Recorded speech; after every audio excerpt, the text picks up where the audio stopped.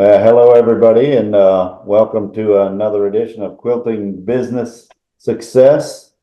We're going to wait just a few seconds while people log on and join in to be with us. They're coming in. We were 12, 13, 14. Yep, coming in. So Bobby and I are in a location we've not been in before. We're in a hidden underground bunker. We're in an undisclosed location in southern Missouri. Yes, we're borrowing a theater actually, and on the other side of the screen where you guys can't see it, it's the theater screen, and we could be here watching a movie, but instead But we're here with you we're guys here with you instead, guys. and with Colleen. We have Colleen Granger with us today, and we've gotten to know Colleen really well over the last little bit of time, and we're looking forward to talking with her.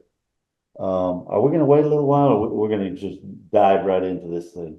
I think we've got enough people that have come in. They'll catch up otherwise, and they can always listen to the recording.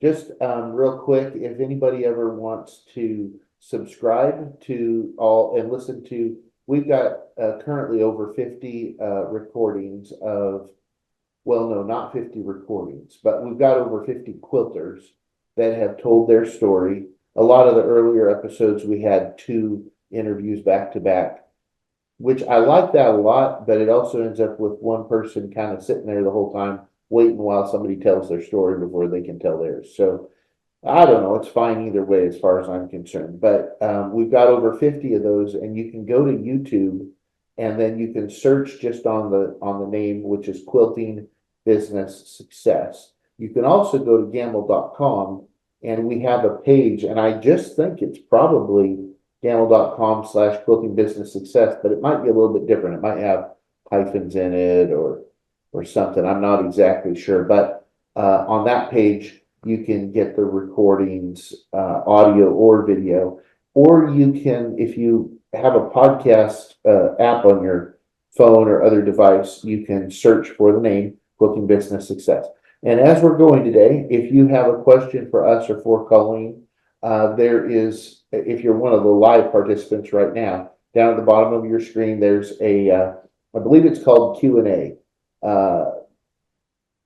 Yeah. If you have a question that you'd like to ask of Colleen during the interview, this is for the people who are watching live right now. You can type in your question, and if we are paying attention, which we usually are, but sometimes we're not, we will see those questions and we'll ask Colleen. Yeah, and we'll read it live. Okay, so let's get started. Jump right in, and Colleen is here to tell us about her story, how she has grown her quilting business. So, hello, and where is home for you? Where do you live? Today, my home is in Vallejo, California. Vallejo, Today, California. is this like a recent development that just occurred today? No, it occurred 2 years ago, but I was in Marin County before that and Alaska before that. So does that mean that every time you've moved that you've kind of carried some of your clients with you, but then had to find a bunch of new ones, or? A lot of my customers followed me. I did when I first moved from Alaska down to California. They would mail all their quilts to me, but I've had customers that I've never met face to face. When I was in Alaska, I would have people UPS or mail me quilts, and I would quilt them, pack them all back up, and UPS would come and I'd ship them back to wherever they were from. And they could walk up to me tomorrow and I wouldn't know who they were. You wouldn't recognize them. Nope. So I might recognize their quilt. From the very beginning, you've had some customers that were strictly mailing customers. Right. Okay. And I've been very, very fortunate that, knock on wood, I have not lost a quilt, and no customer had lost a quilt in the mail, but I usually ship UPS, so I have a more definite tracking number. Yeah. Gotcha. Very careful about that. So, Colleen, how long have you been, long arm quilting? How long have you been doing this? 25 years. 25 years. I got my quilting machine in 1999. And what made you decide to buy a quilting machine? Well, I'm a little OCD, and it was going to take at least 6 months to get my quilt back from a quilter if I sent it to her. And so I had my very own machine and less time than that, and started my own business. Ah, So, You basically started a business so that you wouldn't have to wait for another quilter to finish your quilt. That's how it well, started. I lived in a small town in Alaska, and we were on the road system. And when people found out that I was going to buy a quilting machine or had bought one, quilts started stacking up before the machine arrived.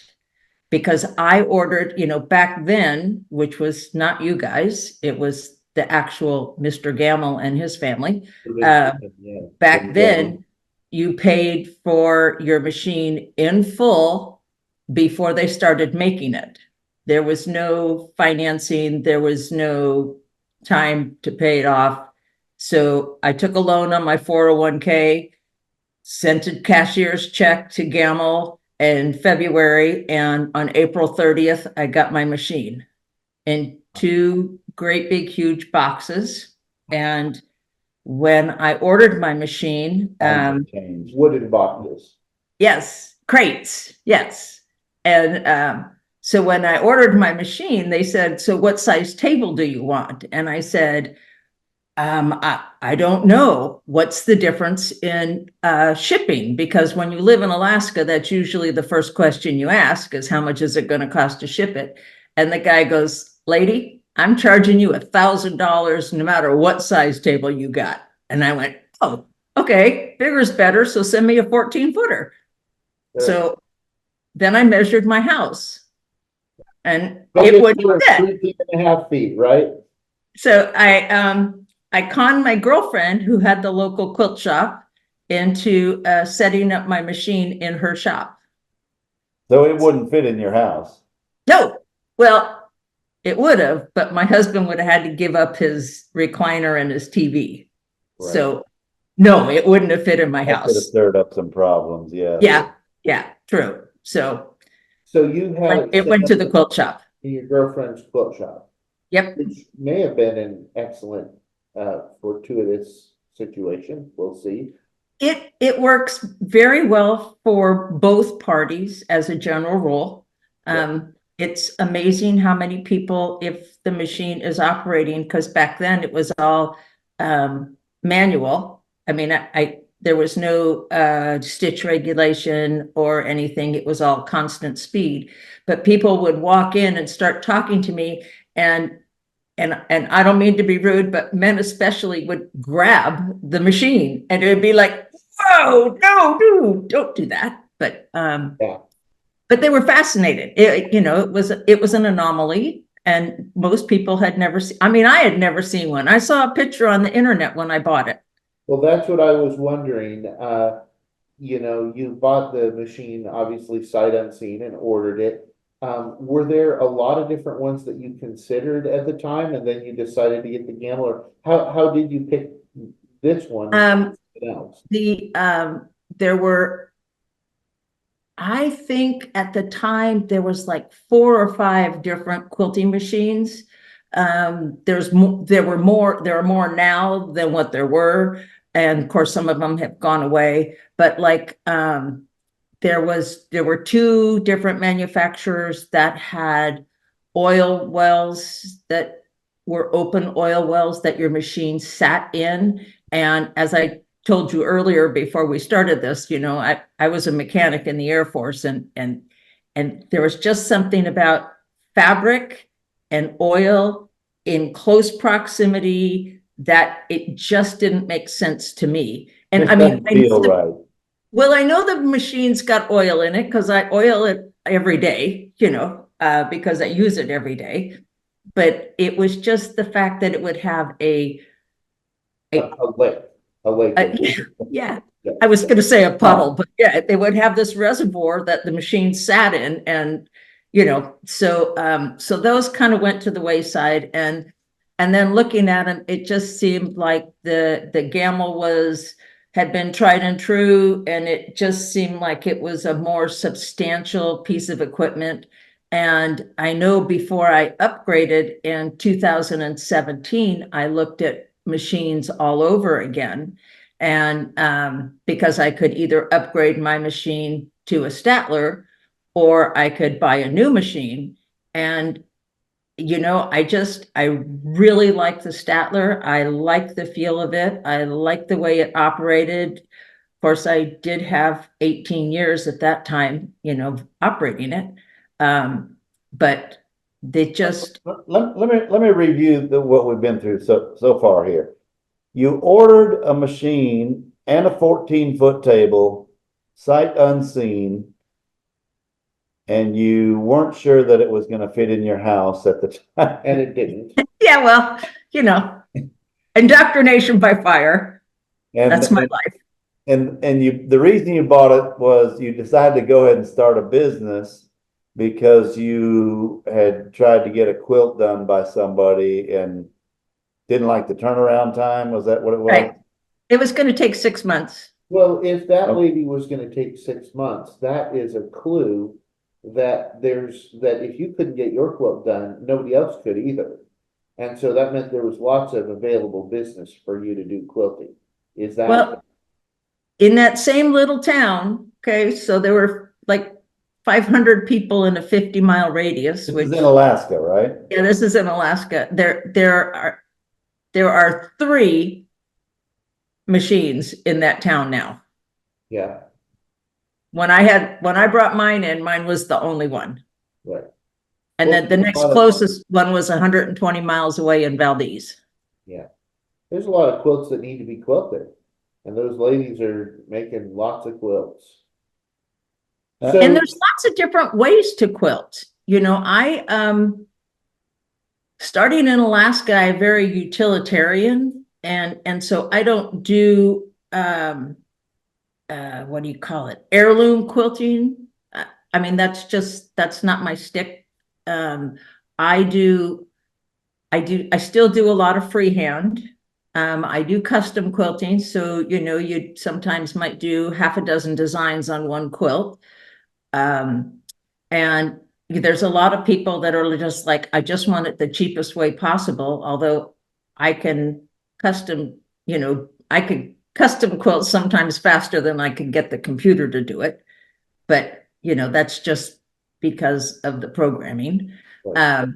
And so I do it all, but I don't do heirloom. I don't do all that straight lines and little curves. Okay. So you started out, you felt pretty confident when you first started out that you would have enough customers to run a business, or was that? Well, I worked full time. I was the PR person for the electric company. So I'm guessing you were thinking, well, I'll do some quilts for other people who will pay me to do it, and that'll pay for the cost of my machine. I paid for my machine in less than 3 years. Yeah. Okay. Perfect. And that was working like 2 hours a night and either Saturday or Sunday, because there is hunting season and fishing season in Alaska. So, you have to. Which I imagine is a pretty big deal in Alaska. Yeah. And you said you had come up with the funds to buy the machine by borrowing from your 401k. That's a pretty common way that people will do it. Right. Is that something that, looking back on it, that was a good choice? For me, it was. But now you can go and buy a Gamble and you can get financing. And back then they did not offer any financing. Right. And so it was, with what I was making percentage wise on my 401k investment, as opposed to what I'd be paying for a loan at the bank, it was cheaper to get it from my 401k. Yeah. That makes a lot of sense. So have you, you mentioned 3 different locations. Have you moved the same machine with you when you moved? Yes. So and I've done it myself. Today? Pardon me? Yeah. Yep. Okay. I still have my same machine. It went from, hand guided to Statler. And so then it actually had a stitch regulator, which really took me a long time to get used to because I moved faster than the stitch regulator wanted me to move. Right. You got accustomed to the old fashioned way. Yeah, true. And so I went up to the Gamble dealer and I said, "Can you speed this thing up?" And they're like, "Oh, we've never seen anybody operate this machine this fast." So, but it was just because I had been doing it for years. Yeah. So, but then I went from a Statler and now I have an Ascend. Uh-huh. And at this point, if you had to guess, how many hours a week do you spend doing quilting? You said that while you're paying off your machine, you were doing about 2 hours a night and then some time on the weekends. How Right. much now are you quilting? I quilt about 30 hours a week, Uh-huh. Okay. sometimes more, Yeah. depending on What's the your load. turnaround time? How long does it take you to get a quilt back to a customer? My quilt customers, Not 6 months, is it? some of them are spoiled, sometimes it takes 2 weeks and some people, I'm their storage area and they say, "Oh, if I see this by April, I'll be really happy." And I go, "Oh, okay." And I write that down on my log as to when they need their quilt and I try and accommodate them as best I can. Based on the individual. Right. So, but usually it's like less than 30 days that I have a quilt. That's good. People have told us before that they can start to feel a little bit anxious if they have too many quilts that they are caretaking. They like to get them in and out. So I do.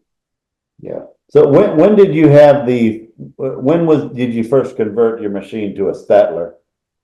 I got my Statler in 2017. So the machine was 18 years old. Uh-huh.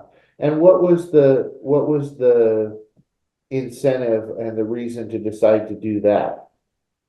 Because I teach and I travel and I design quilts and I write books. And so if I have my cutting table and my computer on one table and I turn around and my quilting machine is right behind me, then I can cut out kits. I could finish writing patterns. I can print them. I could fold them and stuff them into those cute little envelopes so that I could go out and teach while the machine's still running. Right. That was my The incentive. multitasker. Right. Yeah. I'm a business of one. Right.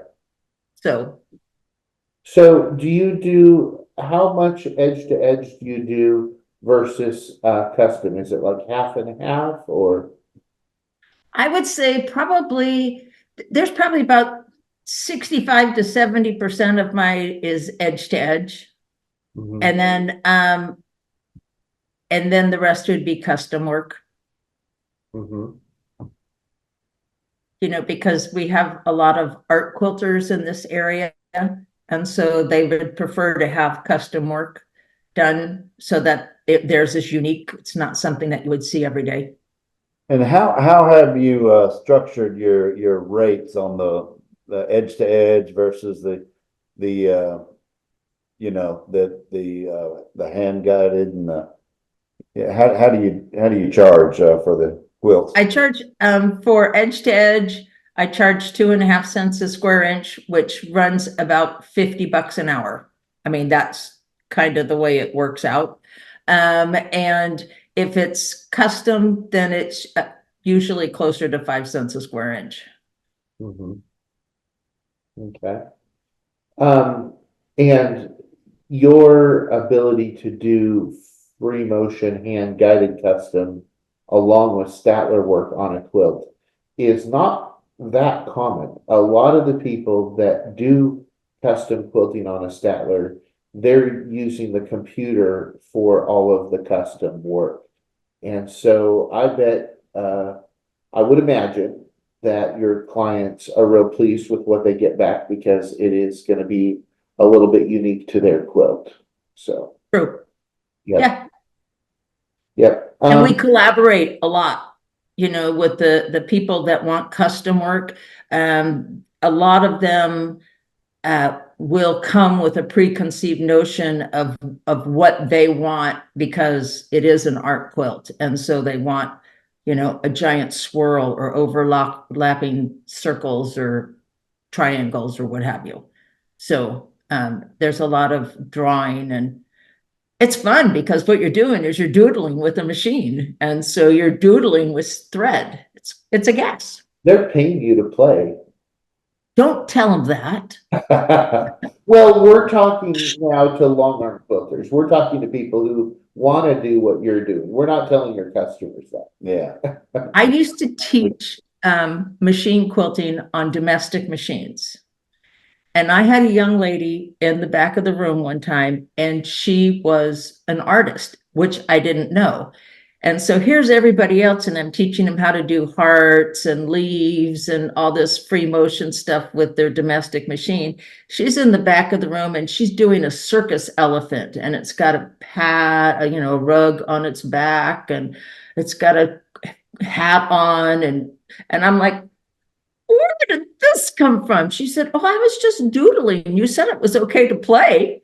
Yeah. So, you know, if people find that they can really do an awful lot. And I said, oh, you need to come to my house and play on the big machine. Yes, yes. But my grandson loves it. He'll come yeah. to play on the machine. He's quilted his own quilts. You know, I wanted to ask you, what are the different things that you've done over the years to find new customers? Because you've done it 3 times at least. There's a lot of times that we'll interview folks and they'll tell us how they got their customers. And basically it was an activity that they did for 6 months or 2 years to basically build a book of business. And then at that point, they had their customer base and they would just ride that out to retirement. But your story is a little bit different. Tell us about the different things that you've done to find customers and bring them in. Well, I have tried advertising, has brought me 0 customers. Paid advertising has got me absolutely nothing. But what I did when I moved to California, because I disassembled my machine, I loaded it into a 20-foot trailer and I hauled it down the Alaskan behind my expedition and built it up again in my mother's garage. And so then I joined a couple of the local quilt guilds, and they started talking, and you bring your quilts in. They always do show and share. So you bring in your quilts so they can see what you've done with your own stuff. And then they're like, whoa, cool. Can you do that for me? It's like, of course I can. Here's my card.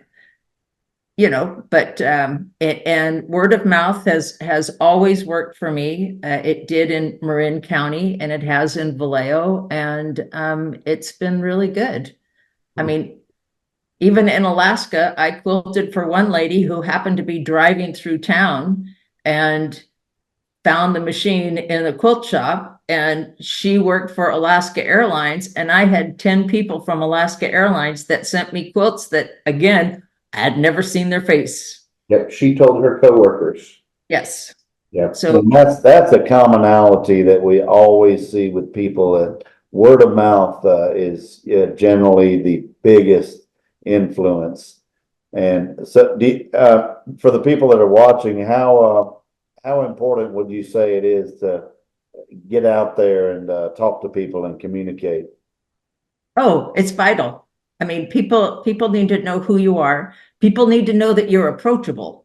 There are some people, I am surprised. I went to a long arm meeting when I first got to California. There were 50 people in the room. They all owned a variety of different long arms. One woman had a Statler, had it for 5 years, and she had never used it, never turned it on because she was afraid. Wow. You know, this quilt isn't good enough. Oh, this quilt is too good, or this is this. And it's like, bite the bullet, you know, take the plunge. There's a lot of people that have come to me and wanted to rent my machine, and I don't do that. That makes me a little uncomfortable because if they do something to the machine and it breaks, then I'm out of commission for my other customers. But there used to be a store not too far from here that would let people rent their machine. So if you have that opportunity, go and do that. It's not going to a show and trying it out for 5 minutes at a show. Yeah, that won't tell you anything. If No, anything, it's deceptive. well, you get to see, what it will do. I have never had a hard sell gamble dealer that I've seen in the shows. And I've met a lot of them at the shows because I used to do quilt market too. And, if somebody's really pushing you to buy something, yeah, back away. Do your homework, do some research, but find people who are using those machines and see what difficulties they've had. I mean, I have to tell you, make Bobby plug his ears for a minute, but he's great. He talks to you. He makes you feel like you're important. He makes you feel like you know what the heck you're talking about, or don't know what I'm talking about. But he's been very, very helpful to me. And I've talked to several other of your technicians, and they've been great. All you know is that you can pick up the phone and you can talk to somebody. Thank you very much. We work hard. And Bobby, I'll take the inflation out of your head later. No, honestly, our whole goal here is that we want to make the experience of people who have their Statlers or even their hand guided machines the most positive experience they can, and enable them to be successful in their quilting, and that's why we're here. And let me interject here that we've experienced, we get to see a lot of people. I've been in thousands of people's homes. Bobby's talked to thousands of people on the phone, and one thing that is a common thread is that these machines and the lifestyle of owning the machine and operating the machine ends up being a life changer for people in a lot of different ways. Obviously, your life has gone completely different than it would have if you had not ordered this machine long ago. And when we look and we see the change in people's lives and the freedom a lot of times that they get from being able to be self-employed and control their own schedule and that sort of thing. Sometimes our day at work is rough, and we're like, why am I doing this? And then we meet somebody again who reminds us, oh yeah, that's what we're doing, is we're making people's lives better. So anyway, we love what we do, but I wanted to ask you, how many years had you been running your business from when you got your machine at first? And currently at that time, you had a regular 8 to 5 office type job, it sounds like. Right. How many years did you work your full-time job before you retired from that? And it sounds like you do just long arm quilting. 30 hours a week is pretty much full-time, and then teaching and your other stuff. So how many years? I only did that because it was a life change. My mother had a stroke, so that's why I came to California. And so I brought my machine with me because I had no idea how long I was going to stay. And then unfortunately my husband passed away, and so I stayed a lot longer than I had planned. But the nice thing about being self-employed is, when my grandson has a hockey game, I can take a week off and I can fly to Alaska and I can go watch a hockey game, and quilting people, your customers that you have, most of them are so understanding. You say, you know what, this is what's happening in my life. Can you wait an extra week? And they're like, oh yeah, have a great time, which is really, really nice. So you're really flexible. You can work, if you get itched to get things done. You could work till 11 o'clock at night if you want. And then the next day you can go and play someplace else, which is really nice. Colleen, when you first moved down to California, were you able to have the machine in your house at that time? Yes. Well, I moved into my mother's house and it moved into my mother's garage. Gotcha. And I appreciate you sharing your story with us, about your mother and your husband. I know the people watching, there's so many people that can relate to that because, yeah, we're all going to have tragedies and sometimes bad tragedies that we go through in our life. But the situation that you had already built a business and you had the means to go ahead and do this and work from home. And how much would you say that it means to be able to have that flexibility that you have had during all this stuff that you've been through? For me, it's just been wonderful. It is kind of funny when I bought my house 2 years ago, the realtor kept saying, "Why are you measuring all these rooms?" And I said, "Well, I have this 14-foot quilting table and it's got to fit." So that makes things a little bit challenging. But the nice thing is that there are quilters all across the country. Everybody is looking for something new, and it's a kind of business that you can actually do anywhere that you end up. I mean, your guys are having a conference in Hawaii this summer. Are you gonna come? No. No, I went to Reno. Here, I'll give you a sales pitch. I'll give everybody a sales pitch. If you're thinking about buying a gamel, go to Quilting with Confidence. Find one that's in an area that's close to you and spend the money and go. You can take the freehand, the hand-guided machines, or you can take the Ascend version or the Statler version, and you can learn more than you would possibly ever learn sitting in front of a YouTube video. Yeah, and without us giving any advertisement for Quilting with Confidence, what exactly was the benefit for you of going to Quilting with Confidence? Why would you suggest that to people? Well, I had already ordered my Ascend, but it hadn't come yet. When I went to Reno, and like I said, I've been quilting with the same machine for 25 years. And so a friend of mine who doesn't live too far away wanted me to go with her. And I'm like, really, what are they going to teach me? But because I had ordered the Ascend, we took that course. And the nice part is they explained everything that was going on. The handbooks were fabulous. I refer to them probably once a week since I've taken that last year, because it is a great reference and it tells you step by step what to do and how to do it. But yeah, you can always go to YouTube.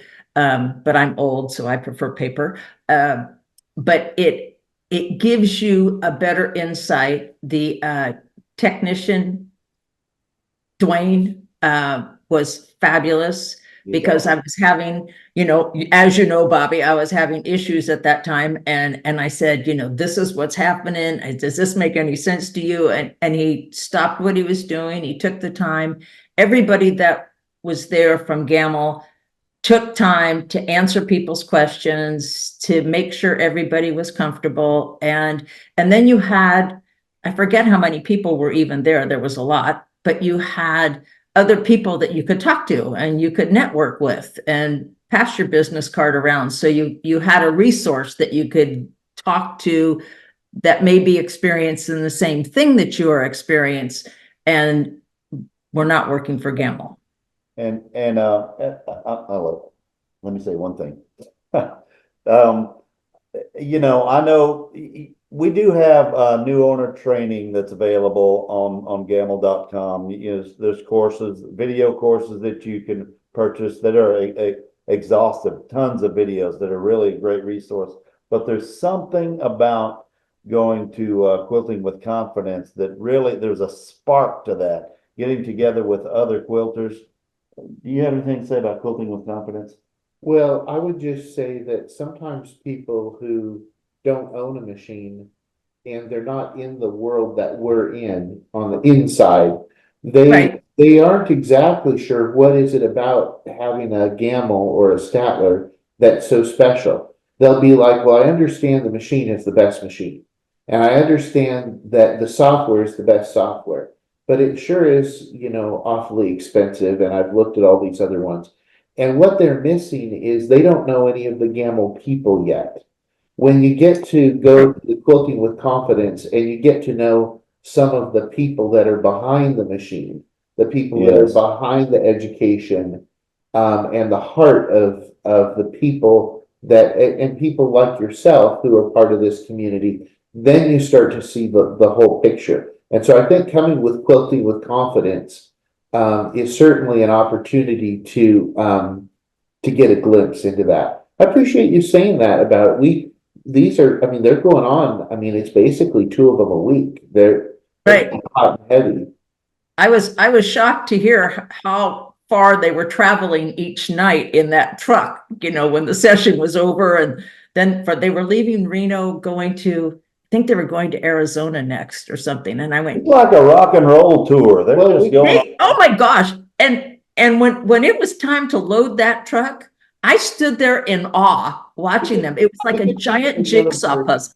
Too about efficiency. Yes. Yeah. But and it was all teamwork. And I think the other thing is that nobody is high and mighty. Everybody that was there was John Q. Public, we're just all the same. It all depends on what our experiences are, and everybody is willing to share their experiences, which is And yet at the same time, it doesn't take long to realize that each and every one of them is a pretty special superstar in their own right. right. But they don't wear that. That's not who they are. They're a superstar because they're humble, partly. Everybody at Gamble, including the machine owners, it's like a big family, like just like me and him, we're just like family, and everybody that's at the Quilting with Confidence, they are all family. Colleen's got us worked out. She's got. She does. You did this because this is what this is what gets us fired up. It gets us pumped up. Is seeing the impact that the work that we do has for ordinary people who are just trying to have a job that they can do that also lets them go see their grandson's hockey game. In Alaska, yeah. What was the hardest part? What was the thing that you had to face and overcome when you were growing your business? Wow. Just getting a little confidence in what I was doing, but people in Alaska are different. People in Alaska, gosh, I hope there's not too many on this podcast. People in Alaska are different. They're fearless, I guess is a good word to put it. And they would say, well, can't you put a star here? I want this there and this there. And it's like, okay, so I started hand-guided paper panographs. And it was like, well, sure. I got clip art. So I used to masking tape clip art to the back of my table and set up the laser and do whatever people wanted. And then I finally just went, you know what, I can freehand this. I don't need any paper. So, but yeah, you just have to be innovative. And if you're, I have a friend, like I said, who I went to Quilting with Confidence with, and she strictly does edge to edge. That's all she does. And I will tell you that this week she actually put 3 different designs with 3 different thread colors on one quilt. Wow. And it turned out fabulous. And she was just like, she is off the rails. She is going crazy. Yeah. I mean, it was just like, you can do this. anybody can do this. It Sometimes takes a people little just need practice. a little encouragement and they need to believe that they can. Oh, yeah. Yeah. Yeah. Yeah. So can you think of, you've seen a lot of change and you've upgraded your machine a couple of times too. But is there anything that comes to mind as far as the technology that's changed between when you started and where we are today that really makes things a lot easier now than it was when you started? Well, when I started, Way back then. we didn't have you guys. There wasn't you guys. If there was, they hid them very, very well. Who did you buy your machine from when you started out? Straight from the factory. Tracy Gamble. Did you know him? Ken Gamble's son. Yeah. Yeah. Yeah. So, and I met Ken at Quilt Market in, I think it was either Chicago. I was teaching in Chicago, so I think I met him in Chicago at when they were doing Quilt Market. All over the place. And so, hey, somebody's going to hire me to teach, I go, but yeah, completely different attitude towards their machine, completely different attitude towards what they were offering than what Gamble has today. It's been a huge improvement. And when I got my Statler, the funny part was the conversion from Statler to Ascend. When I got my Statler, it was, okay, here's a computer. You can access the internet, but you're not allowed to access the internet and I've met Mr. Statler too. He and his wife, delightful, delightful people. I met them up in Oregon at a quilt show one time, and it was like, don't you dare go on the internet because it's proprietary and it's this and it's that. And so when I was going to get my Ascend, it was like, well, make sure you've got a good solid connection to the internet. And it was like, wait a minute, I'm not supposed to have the internet on my quilting machine. And they were like, yeah, because everything's in the cloud. So it's much more streamlined. It's much more efficient. And, I'm a from seat of my pants kind of person, and that's how I learned because that's how it was back then. And, today, if you walked in and you walked up to a dealer and you bought yourself an Ascend and had it put in your house, I mean, you would be in business in hours, not days, which is phenomenal. I mean, if you can deal with the computer, which I still have difficulty with the computer from time to time, but we're learning. Help you with that. It's just like, it's unbelievable how fast and easy it would be to start your business. The hardest part would be getting your customers, and all you have to do is make yourself available, find a quilt guild, start doing what I started doing when I got to California was I would do the philanthropy work.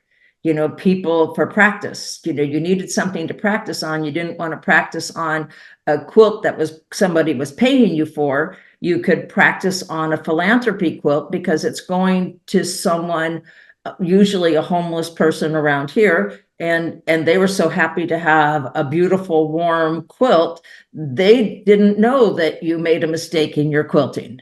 They're not critiquing the distance between the Correct. Yeah. It's not going to a quilt show. It's not being judged, but it gives you an opportunity to learn at really no cost, the cost of your thread. Yeah. And a little bit of time. I can't tell you how many people I've talked to that have gotten invaluable experience from doing quilts for different types of charity like that. Right. Concerning that, the quilting with confidence, that we have one comment. Well, we should probably we were ignoring the questions for a little while, and I was thinking, I'm just gonna handle it from the top to the bottom real quick. Go ahead. We got 3 of them.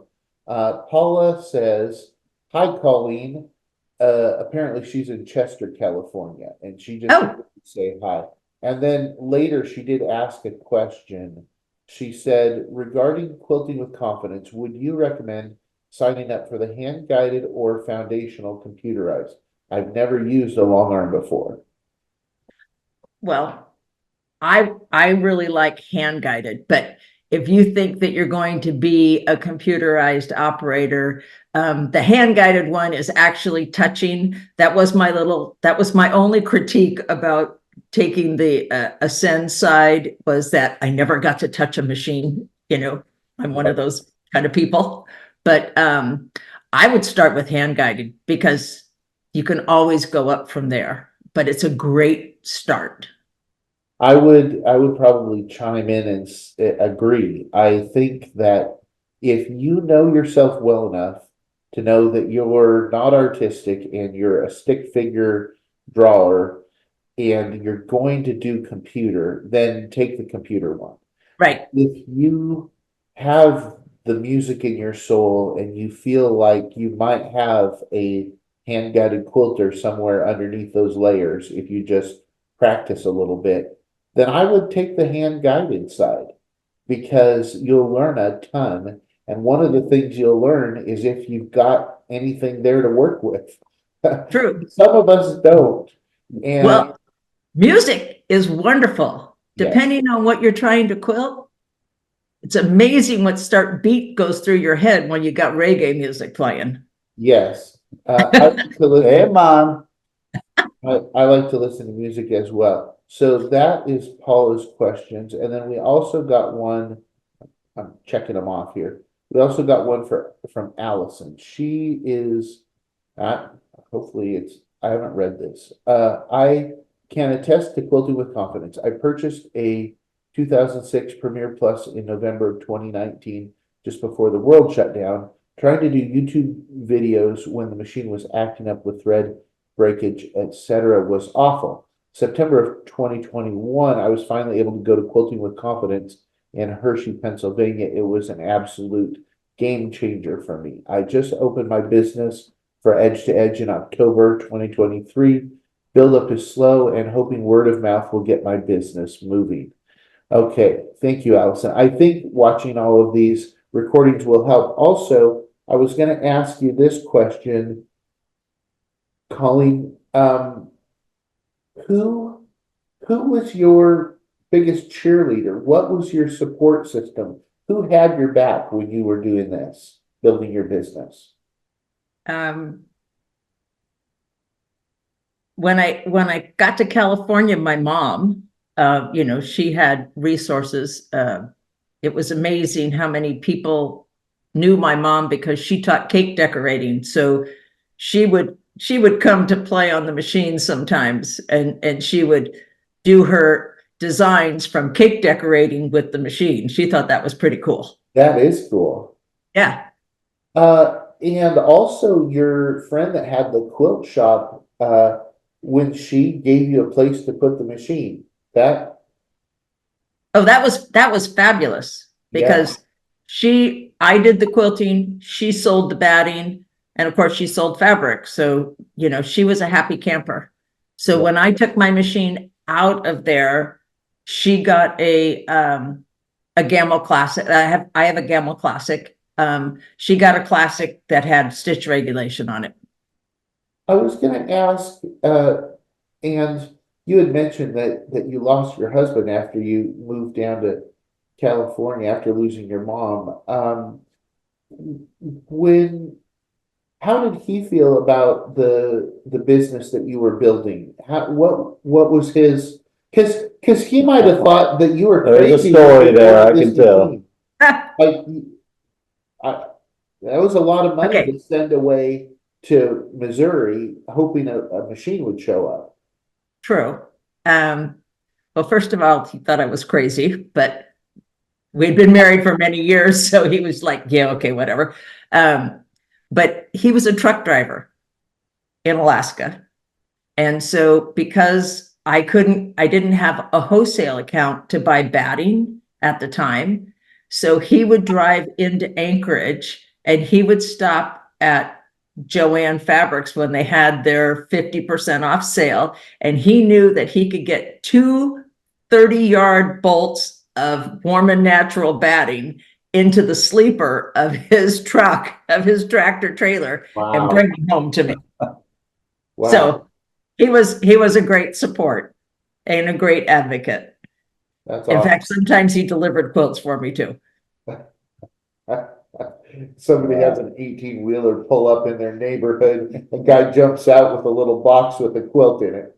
It's like a pioneer. And you have to understand, he pulled petroleum products in these great big huge tankers. And he would stop and buy batting. Yeah, So, cool. Well, but yeah, that's awesome. So, lots of quilters are family businesses, oh yeah. Yeah. you know, and yeah, I have been very not surprised actually of how many men are quilters as well. Yes, there's a lot of them Yeah. out there. Yeah. What's something that you wish somebody would have told you when you first started? And how addicting this is. You have no idea. It's a good addiction, but I was in the boonies of Alaska, so it was just trial and error. It would have been nice if I had somebody that I could have called back then to find out why I was doing this wrong or that wrong, or put the bobbin in the wrong way and how come it didn't look so good on the backside. Yeah. All you have to do is rip out one queen size quilt and you'll never make that mistake again. Right. Well, Colleen, so you've been doing this, what was it, 99 when you first got Yes. the machine? Yeah, I got my machine in 99. making us all feel old here. Well, here, I'll tell you this part. I didn't make my first quilt until July of 98. So Yeah. Wow. Well, let me ask you, we're getting ready to Yeah, wrap up. it up. Yeah. I want to ask you one more thing. Because there's a lot of people that are going to be watching this. There's about 30 people watching right now, but there'll be hundreds more after that watch the recording of this. A question I want to ask on their behalf: do you think that in today's world, in 2024, do you think that it is possible for someone to do what you have done or what you are doing with their gamble today? absolutely. Absolutely. I don't think that quilting is as big as it was prior to the pandemic.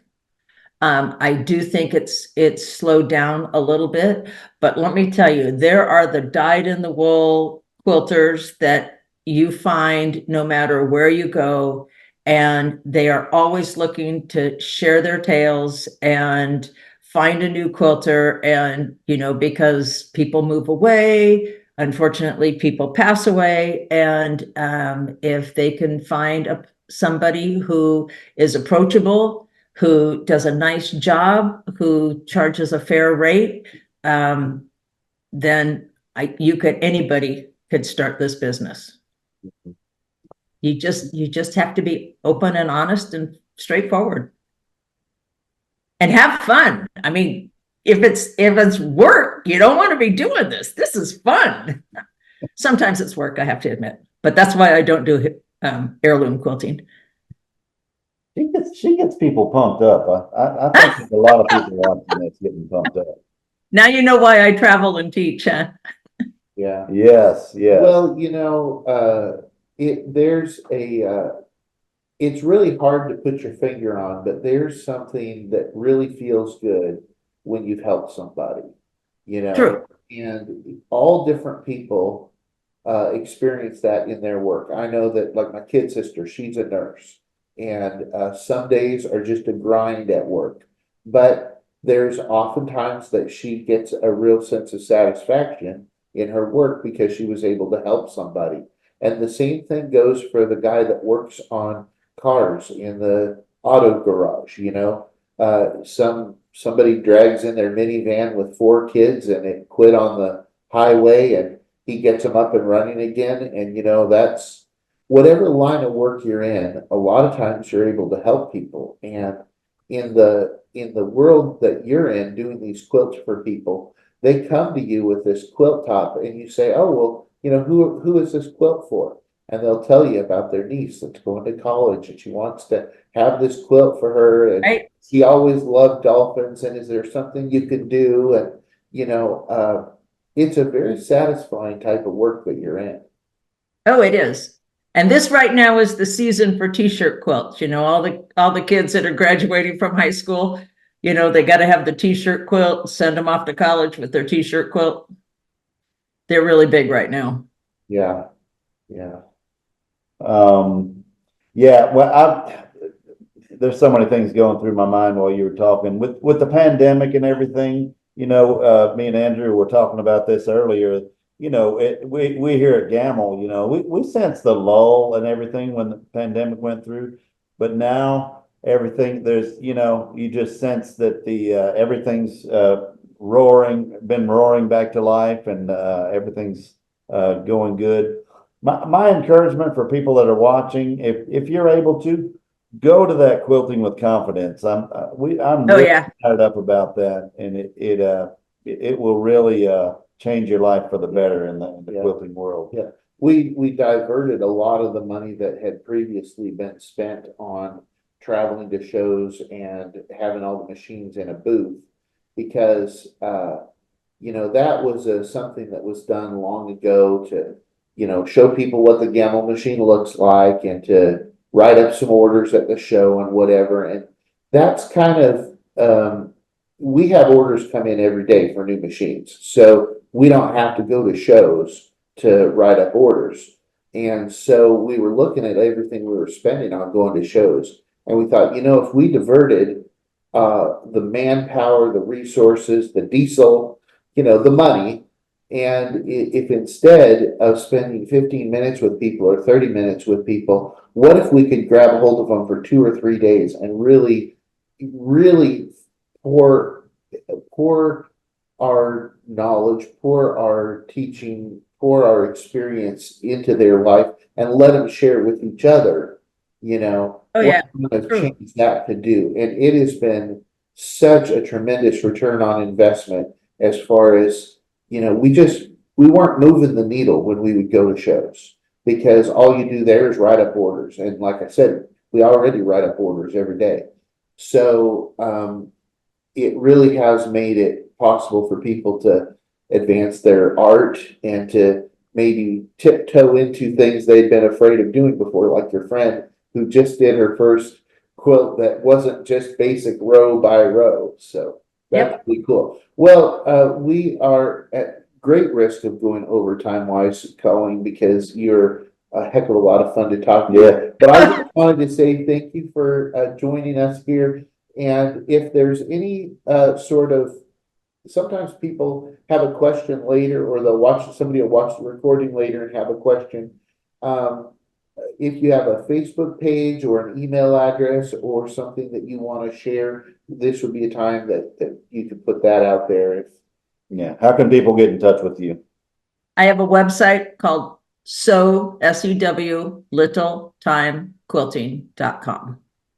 SoLittleTimeQuilting.com with the SEW. Yep. Okay, perfect. Awesome. And also, for the people watching or listening, if you have any questions, you want to know more about the Quilting with Confidence, just contact us at Gamble, and we'll be glad to talk to you more about that. Yeah. Or contact me, because I'm not a salesman. There you go. There you go. All right. Well, thank you so much for being here with us. And for everybody who's listening, if you want to share this episode with a friend, go ahead and do that. There's also, on some of these ways on YouTube, you can give it a little thumbs up icon and you can subscribe.